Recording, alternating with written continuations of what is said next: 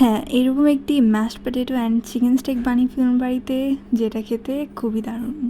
প্রথমেই হাফ চামচ তেল, সয়া সস, রসুন বাটা, আদা বাটা, চিলি ফ্লেক্স একসাথে মিক্স করে এরপর চিকেনটাকে আমরা প্রিপেয়ার করব সয়া সস দিয়ে।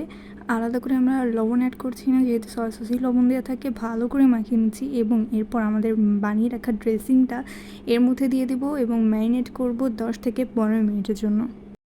খুব ভালো করে মাখিয়ে নেওয়ার পর এরপর আমরা এটাকে ভাজার জন্য চলে যাব। একটি প্যানের মধ্যে বাটার এবং সয়াবিন তেল একসাথে মিক্স করে দিয়ে চিকেনটাকে এপিট ওপিট টোটাল 6 মিনিট করে আমরা ভাজবো। এটা কিন্তু দেশি মুরগি।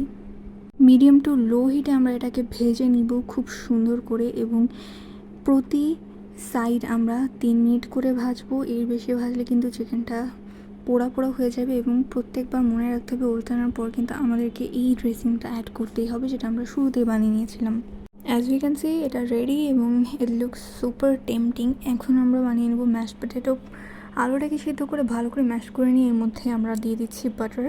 আমি এখানে গোলমরিচের গুঁড়োটা স্কিপ করলাম। আমি এখানে চিলি ফ্লেক্স অ্যাড করেছি, সামান্য লবণ, চিনি দিয়েছি এবং সেই সাথে দুধ দিয়েছি এবং ভালো করে এটাকে মিশিয়ে নিতে হবে স্মুথলি, যাতে কোনো লাম্পস না থাকে। খুব সুন্দরভাবে এটাকে মিশিয়ে নেওয়ার পর আমি কিন্তু এটার উপর দিয়ে স্টেক ভাজার তেল, বাটার আর অয়েল যেটা ছিল সেটাও সামান্য পরিমাণে মিক্স করে দিয়েছি। এ পর্যায়ে আমি লবণ আর চিনি অ্যাড করছি অ্যান্ড আমাদের ম্যাশ পটেটো কিন্তু একদম রেডি।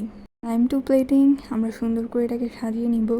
এটা দেখতে যতটা টেম্পটিং হয়েছে, খেতেও কিন্তু ততটাই মজা হয়েছে। একদম রেস্টুরেন্ট স্টাইলে বানানো chicken steak. It was super juicy, it was super tasty. সব মিলিয়ে কিন্তু দারুণ একটা কম্বো ছিল এটা।